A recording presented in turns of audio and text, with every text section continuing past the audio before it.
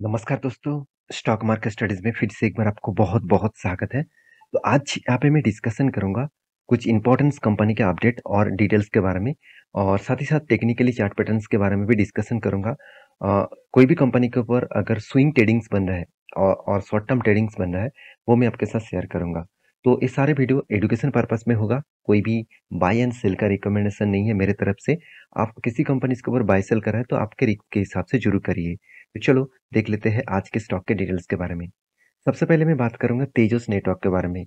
देखिए, तेजस नेटवर्क आप सभी जानते हैं एक टाटा ग्रुप की कंपनी है और टेलीकम्युनिकेशन के साथ जुड़े हुए कंपनीज है। तो इस कंपनी का अगर कंपटीटर दिखा दूं तो आप देखेंगे तो telecom equipment and telecommunication equipments. तो इसका मतलब टेलीकम्युनिकेशन इंडस्ट्रीज के ऊपर जुड़े हुए हैं और इस सेक्टर में कंपनी नंबर 1 है। ऑब्वियसली मार्केट कैप के हिसाब से मार्केट कैप कितना है? 13,900 करोड़ के आसपास। और उस कंपनी में कुछ खासियत है मुझे जो अच्छा लगा, जो मैं आपके साथ शेयर करूंगा। सबसे पहले देखिए, कंपनी जीरो डेप कंपनी है, मगर वीकनेस क्या है? देखिए, कंपनी का इनकम नेगेटिव में है, कंपनी का आरओसी आरओई नेगेटिव में है और कंपनी का फेस वैल्यू 10 रुपये के आसपास अभी भी है। तो कंपनी की करंट जो प्राइस है 820 के आसपास है। तो कंपनी के देखिए कैश फ्लो हाथ में नेगेटिव कैश है। डेट ऑफ डे बहुत ज़्यादा है, क्योंकि डेट ऑफ डे का मतलब क्या है मैं पहले वो आपको समझा देता हूँ। देखिए, डेट ऑफ डे का मतलब क्या है? अगर एक चीज़ आप यहाँ पे देखेंगे कि डेट ऑफ डे यहाँ पे दिया गया है 140 दिन, 160 दिन, बीच में हो गया 250 दिन, 350, 250, 230 दिन, 190 दिन। अभी करंट ईयर में 200 दिन के आसपास आप मान के चलिए। तो ये डेट ऑफ डे होता क्या है? डेट ऑफ डे का मतलब होता है, मान के चलिए कंपनी का जो बिजनेस है, उस कंपनी बिजनेस का मतलब कंपनी का मेनली बिजनेस है सर्विसेज देना। तो मान के चलिए कंपनी बहुत सारे कंपनी को सर्विसेज दिया, जिसको सर्विसेज दिया वो उसको तो पैसा देना पड़ेगा। इस तेजस नेट मतलब तेजस नेटवर्क कंपनी को। तो वो कितने दिनों में सारे कंपनीज मिलके कितने दिनों के एवरेज में कितने दिनों में वो पैसा वापस किया, जो एवरेज जो डेज है वो ही बताया जाता है डेट ऑफ डे। तो डेट ऑफ डे का मतलब ये हुआ कि डेट ऑफ डे जितना जल्द से जल्द कंपनी के हाथ में पैसा आएगा कस्टमर से, वो ही कंपनी के लिए खासियत रहेगा। तो पहले तो बहुत शानदार टाइम्स के अंदर अंदर पैसा आ जाते थे, आज 200 दिन लग रहा है, कोई बात नहीं। कंपनी का हालत जो है उस बेसिस में तो ठीक ही है। तो कंपनी की जो बिजनेस है उस बिजनेस में टाइम लगेगा, क्योंकि नेटवर्क का बिजनेस है तो उसको नेटवर्क बिछाने के लिए टाइम तो लगता है, तो उसके हिसाब से उसको पेमेंट मिलता है। काम खत्म ना होने से पहले पेमेंट कहाँ से मिलेगा? कंपनी के जो प्रोडक्ट है आप खुद ही देख लीजिए, कंपनी का ऑप्टिकल ट्रांसमिशन, तो मैं पहले बोल चुका हूँ, एक ऑप्टिकल ट्रांसमिशन करने एक जगह से दूसरे जगह तक बिछाने के लिए नेटवर्क्स, तो उसके लिए बहुत टाइम लगता है। ब्रॉडबैंड एक्सेस, साथ ही साथ सिक्योर जो इंटरनेट है, सॉरी इथरनेट है उस और आईपी स्विच के ऊपर भी कंपनी काम करते हैं। तो कंपनी टाटा ग्रुप की कंपनी है और उसके साथ साथ कंपनी के जो प्रॉफिट एंड लॉस है, क्वार्टरली में अगर रिजल्ट दिखा दूं तो कंपनी का सेल्स लगातार मतलब मतलब पॉजिटिव में नहीं दिखेगा, कभी ज़्यादा कभी कम इस तरीके से सेल्स देखने को मिला है। तो कंपनी के सेल्स से कई गुना ज़्यादा कंपनी के एक्सपेंस है और इस एक्सपेंस ज़्यादा होने के कारण कंपनी का प्रॉफिट एंड लॉस हमेशा लॉस इसमें देखने को मिलता है। कोविड के बाद से नहीं, कोविड से पहले ही 2018 से लेकर कंपनी लगातार लगातार लॉसेस किए। सिर्फ 2021 में कंपनी के ऊपर कुछ प्रॉफिट देखने को मिला। तो एक्चुअली क्वार्टरली देखा जाए तो सितंबर क्वार्टर में ही कंपनी के ऊपर प्रॉफिट दिखा, बाकी सारे क्वार्टर्स में कंपनी के ऊपर लॉसेस दिखा। सेम टू सेम अगर मैं यहाँ पे साल भर की बात करूँ तो साल भर में हम देखेंगे तो कोविड में लॉस हुआ, मतलब कोविड के बाद सेकेंड वेव 2021 में प्रॉफिट हुआ। उसके बाद देखिए आज तक कंपनी प्रॉफिट नहीं कमा पाया, कंटिन्यूसली लॉस कर रहे हैं। तो आप कहेंगे सर लॉस मेकिंग कंपनी के ऊपर क्या एज अ लॉन्ग टर्म के लिए इन्वेस्ट करना चाहिए? देखिए, अगर आप मेरे ओपिनियन पूछेंगे तो मैं इस तरीके से कंपनी के ऊपर लॉन्ग जर्नी के लिए नहीं रहना चाहता और मेरे पास कोई भी लॉन्ग इन्वेस्टमेंट नहीं है। मैं इसके ऊपर स्विंग ट्रेडिंग करके बहुत अच्छा खासा ट्रेड में कमा चुका हूँ पैसा, और मैं एक फिर से एक नया ट्रेड भी मैं आपके साथ शेयर किया हूँ, जो मैं आपको दिखाऊंगा कौन सा लेवल्स में ट्रेड लिया गया। तो इन्वेस्टर के बारे में बात करूँ तो F I S D S public, देखा जाए तो हर किसी के पास होल्डिंग्स है। तो डीएस ने होल्डिंग्स को बेच दिया और छोटा मोटा स्टेक है और पब्लिक ने भी बेचा, क्योंकि प्रोमोटर ने खरीदारी की। आप कहेंगे सर प्रोमोटर कौन है? आप खुद ही देख लीजिए। प्रोमोटर जो है वो आप देख सकते हैं, टाटा सन्स के पास भी होल्डिंग्स था, मगर अभी जीरो है। अभी किसके पास होल्डिंग्स है? पानाटोन फिनवेस्ट लिमिटेड। आप कहेंगे सर पानाटोन फिनवेस्ट लिमिटेड ये कौन सा कंपनी है? ये टाटा ग्रुप की ही कंपनी है। तो इस कंपनी के ऊपर अगर आप गूगल में सर्च करेंगे तो आपको टाटा ग्रुप ही दिखेगा। तो ये एक टाटा ग्रुप की कंपनी है और उन्होंने एक अच्छा खासा निवेश किया। तो आप कहेंगे सर क्या इस कंपनी का फ्यूचर क्या है? फ्यूचर ग्रोथ क्या है? तो ऑब्वियसली फ्यूचर में ग्रोथ होने का चांसेस है, क्योंकि फ्यूचर देखिए इंटरनेट के बगैर कुछ होगा ही नहीं। हर घर-घर में इंटरनेट लग रहा है और उसके साथ विदाउट नेटवर्क के माध्यम से, और इंडिया इंडिया वर्ल्ड के सेकंड लार्जेस्ट मतलब टेलीकम्युनिकेशन के ऊपर काम कर रहा है। साथ ही साथ सबसे सस्ते में, वर्ल्ड के सेकंड पोजीशन में भी है, सबसे सस्ते में कॉम के चार्जेस भी है। तो उस बेसिस में देखा जाए तो हर घर-घर में हर लोगों के पास इंटरनेट होगा। तो इसलिए इस तरीके से कंपनी को आज ऑ ऑप्टिकल फाइबर बिछाने के लिए, काम करने के लिए पैसा ज़्यादा खर्चा हो रहा है। जब इसका प्रॉफिट आना स्टार्ट हो जाएगा, तब इस कंपनी के ऊपर बिज़नेस अच्छा दिखेगा। तो रही बात इस कंपनी के चार्ट पैटर्न्स का, तो उसके बारे में डिस्कशन करूँ, तो ध्यान दीजिएगा, कुछ पॉइंट ऑफ व्यू से मैं दिखा दूँ, तो मैं बहुत बार इस कंपनी के ऊपर ट्रेड लिया हूँ। मैं पहले भी आपको मेंशन किया। कोविड के टाइम में भी मैंने ट्रेड लिया और यहाँ पे देखिए एक शानदार तरीके से कप विथ हैंडल पैटर्न्स बनाया। देखिए यहाँ पे क्या बना, कप बना, उसके बाद एक हैंडल बना। तो एक 32% के आसपास एक टारगेट लेवल अचीव हुआ। तो टारगेट अचीव तो मतलब टारगेट तो दिया गया। तो यहाँ पे एंटी कहाँ पे हुआ?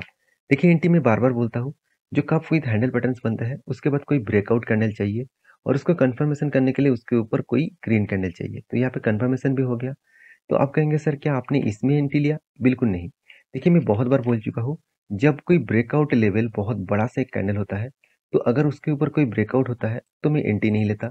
मैं इंतज़ार करता करेक्शन का, रिट्रेसमेंट का। तो यहाँ पे रिट्रेसमेंट हुआ, मैं इसी रिट्रेसमेंट की एंट्री में ही एंट्री ले लिया। तो अगर मेरा स्टॉप लॉस होगा, तो मैं इस हैंडल के नीचे स्टॉप लॉस लगाऊँगा और मेरा टारगेट रहेगा यहाँ तक। इसका मतलब मुझे 1:2 और 2.5 का टारगेट मिल सकता है। तो अगर मुझे स्टॉप लॉस लेना है तो 1%। देखिए मैं हमेशा स्टॉप लॉस लेकर ही काम करता हूँ। ऐसे नहीं कि मैं बाय कर लिया और छोड़ दिया, ऐसे बिल्कुल भी नहीं। हाँ, मैं थोड़ा-सा देखूँगा यहाँ पे ब्रेकआउट होने के बाद वॉल्यूम किस तरीके से हो रहा है, उसको चेकआउट करने के बाद ही काम करूँगा। आपका क्या राय है इस कंपनी के ऊपर ज़रूर कमेंट्स करना। नेक्स्ट जो कंपनी जिसके बारे में बात करूँ उसका नाम है ईज़ी ट्रिप प्लानर। तो मैं बहुत बार बोल चुका हूँ कि ईज़ी ट्रिप प्लानर इंडिया के सेकंड लार्जेस्ट ऑनलाइन प्लेटफ़ॉर्म है, जो टिकटिंग का बिज़नेस करते हैं। जिस प्लेटफ़ॉर्म के माध्यम से आप फ्लाइट का टिकट, बसेस का टिकट, होटल्स का टिकट और किसी भी टिकट्स, ट्रेन का टिकट्स आप बुक कर सकते हैं। तो इंडिया के सेकंड लार्जेस्ट प्राइवेट कंपनी है। तो फर्स्ट अगर टिकटिंग का बिज़नेस करते हैं वो है आईआरसीटीसी। सेकंड पोज़ीशन में ईज़ी ट्रिप प्लानर है, क्योंकि जिस तरीके से कंपनी काम कर रहा है, जिस तरीके से कंपनी का तेज़ी देखने को मिला है और मैनेजमेंट जिस तरीके से खुद खुद का कंपनी को मैनेज करके लेके जा रहा है, मेरे हिसाब से बेस्ट है। आप कहेंगे सर इतना सारा बेस्ट पॉइंट आप क्यों क्यों बताया? चलो मैं आपको दिखा देता हूँ। देखिए आरओसी आरओई बेस्ट है, डेप्थ कम है, इनकम भी सही है। कंपनीज के ऊपर क्वार्टरली जो रिजल्ट है आप देखेंगे, पहले देखिए रिजल्ट कितना था, आज रिजल्ट कहाँ तक आया। हाँ, आप कह सकते हैं कि सर पिछले क्वार्टर की तुलना से इस बार कंपनी का प्रॉफिट कम हुआ। कोई बात नहीं, आपको साल भर में डेटा दिखा देता हूँ।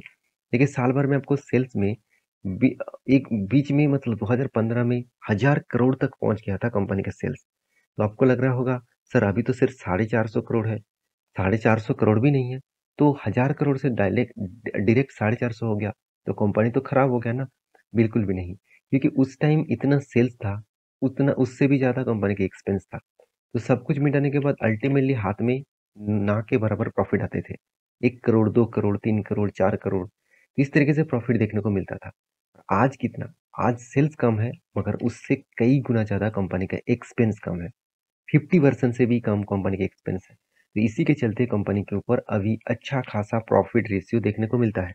तो इस प्रॉफिट रेशियो के कारण ही स्टॉक के ऊपर एक शानदार मोमेंटम देखने को मिल सकता है, क्योंकि कंपनी का सेल्स ग्रोथ, कंपनी का प्रॉफिट ग्रोथ, कंपनी का रिटर्न ऑफ इक्विटी हर दिशा में पॉजिटिव है।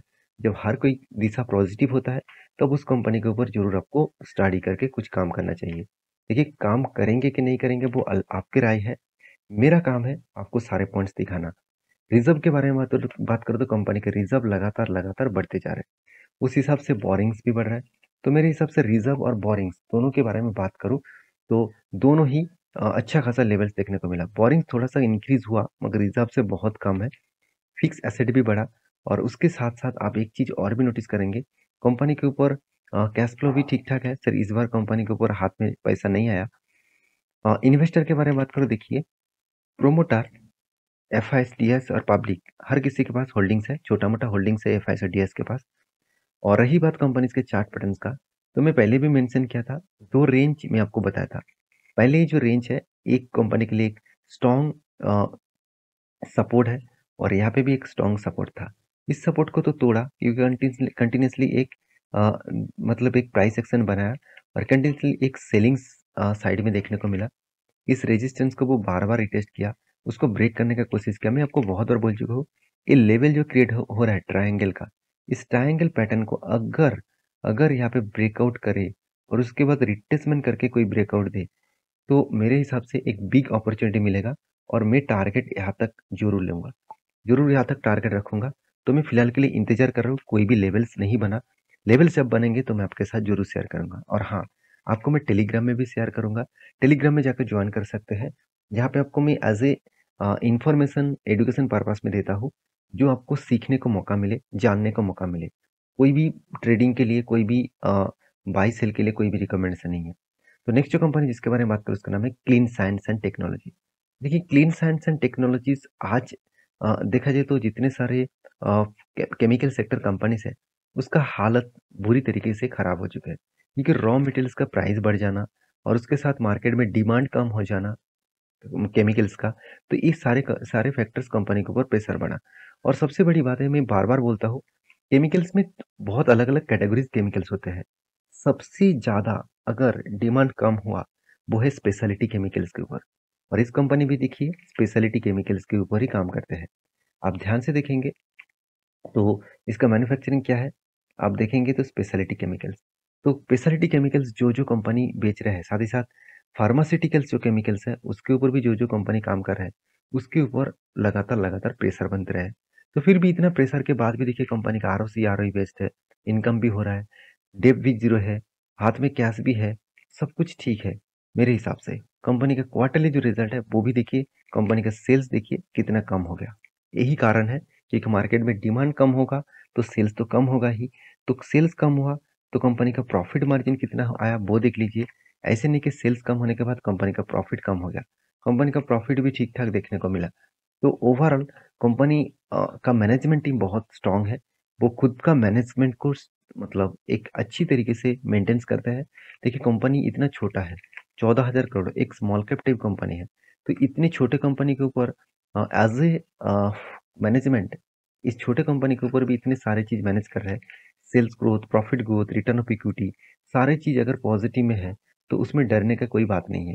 हाँ, आप कहेंगे सर एक स्मॉल कैप टाइप के ऊपर क्या ज्यादा निवेश करना चाहिए? देखिए इस बात में मैं आपको कहूंगा कि small cap mid cap type company के ऊपर आपको रिस्क उतना ही लेना चाहिए जितना आपको रिस्क में डर नहीं लगेगा। ऐसे नहीं कि पूरा का पूरा पैसा वहां पे लगा दिया और आप सोच रहे हैं कि मुझे मल्टीपल का रिटर्न मिल जाएगा। तो देखिए मिलेगा कि नहीं मिलेगा वो तो बाद में ही पता चलेगा, मगर आपने जो पैसा फंसा है वो पैसे का आपका अगर जरूरत नहीं है, वो पैसा अगर डूब जाए तो आपको कोई तकलीफ नहीं होगा, तब आप काम करिए। देखिए मैं इस कंपनी के ऊपर अभी फिलहाल के लिए तो स्विंग ट्रेडिंग्स के लिए सोच रहा हूँ। और इस कंपनी के ऊपर देखिए रिजर्व के बारे में बात करूँ तो रिजर्व इनका इंक्रीज हुआ अच्छी तरीके से, 1,000 करोड़ तक पहुंच गया। फिक्स एसेट भी बढ़ा, कर्जा तो ना के बराबर है। और मुझे जो पॉइंट सबसे बेस्ट लगा वो है ट्रेड रिसीवेबल। देखिए कंपनी इस बार अच्छा खासा ट्रेड भी रिसीव किया, करीबन 145 करोड़ से भी ज्यादा कंपनी का ट्रेड रिसीव हुआ। तो ओवरऑल इसका इन्वेस्टर के बारे में बात करूं तो एफआईएस भी देखिए खुद का होल्डिंग्स को इंक्रीज किया, डीएस भी खुद का होल्डिंग को इंक्रीज किया, पब्लिक ने उसी तरीके से होल्डिंग्स रखा और प्रोमोटर ने कुछ माल बेचा। क्यों क्यों बेचना पड़ा? क्योंकि मैं पहले ही बोल चुका हूँ, आर सेबी के रूल्स के हिसाब से 75% से ज्यादा प्रोमोटर के पास होल्डिंग नहीं होना चाहिए था। तो यहाँ पे कितना होल्डिंग्स था? 78.50। इसका मतलब प्रोमोटर को माल बेचना ही पड़ता, तो इसलिए जून क्वार्टर में कंपनी के ऊपर माल बेचा गया। तो अभी प्रोमोटर के पास जितना होल्डिंग्स होना चाहिए था उतना होल्डिंग्स अभी भी देखने को मिला है। तो रही बात चार्ट पैटर्न्स का, तो मैं आपको पहले एक मेंशन किया था एक चार्ट पैटर्न्स। तो देखिए यहाँ पे 20% का एक गेन मिल सकता है। तो मिलने के लिए आपको इस चार्ट को यहाँ पे टच करना पड़ेगा, इस लेवल को टच करना पड़ेगा। जब यहाँ पे टच करेंगे तो इसका टारगेट होगा यहाँ तक। तो ये जो टारगेट रेशियो है वो 20% के आसपास टारगेट मिल सकता है। तो फिलहाल के लिए कोई भी एंटी लेवल्स नहीं है, क्योंकि जब तक इस रेंज को टच ना करे तब तक मैं एंटी नहीं लूंगा। अगर टच ना करके ऊपर चला गया तो इस रेंज को ब्रेकआउट करेगा तो एक बड़ा सा एंटी लेवल मिल सकता है, तब मैं आपके साथ डिस्कशन करूंगा। तो नेक्स्ट जो कंपनी जिसके बारे में बात करूँ उसका नाम है फोकस बिजनेस सॉल्यूशन लिमिटेड। तो फोकस बिजनेस सॉल्यूशन लिमिटेड ये देखा जाए तो एक मतलब मिसलेनियस कंपनी है। तो इस कंपनी के जो मतलब काम है वो आप देखेंगे, ये कंपनी रिकवरी एंड कलेक्शन के ऊपर काम करते हैं, वो भी किसका, बैंक एंड फाइनेंशियल सॉल्यूशंस का, मतलब फाइनेंशियल इंस्टीट्यूशन का। तो रिकवरी का काम मतलब देखिए, बैंक का मान के चलिए किसी भी जगह पे लोन अटके पड़े हुए हैं, तो उसको रिकवरी करने के, उसको मतलब कलेक्शन करने का काम यही कंपनी करते हैं। तो कंपनी एकदम छोटा कंपनी है, माइक्रो कैप टाइप कंपनी है, नैनो टाइप कंपनी है, 21 करोड़ के आसपास इसका मार्केट कैप है। कंपनी के देखिए ऊपर धमाका जैसा परफॉर्मेंस कंपनी कर दिया।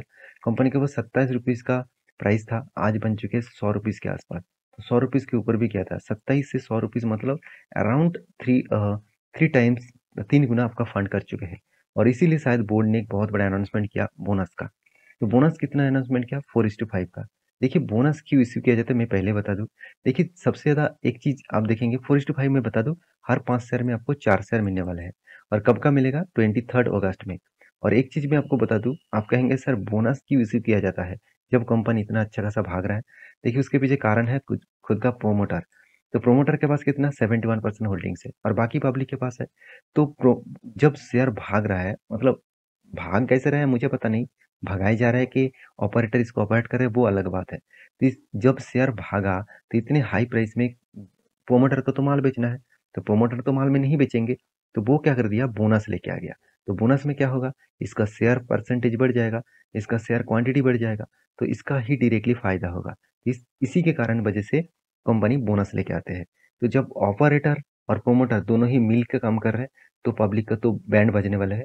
तो मेरे हिसाब से इस तरीके से कंपनी के ऊपर निवेश करने से पहले 4 बार सोच लेना, उसके बाद काम करना। तो ये वीडियो टोटली एजुकेशन पर्पस में था और बाय एंड सेल का कोई भी रिकमेंडेशन नहीं था। प्लीज किसी कंपनी के ऊपर निवेश करना है तो आपके रिसर्च के हिसाब से करिए। तो मिलते हैं नेक्स्ट वीडियो में, तब तक के लिए अच्छे से रहिए, अपने ख्याल रखिए, धन्यवाद।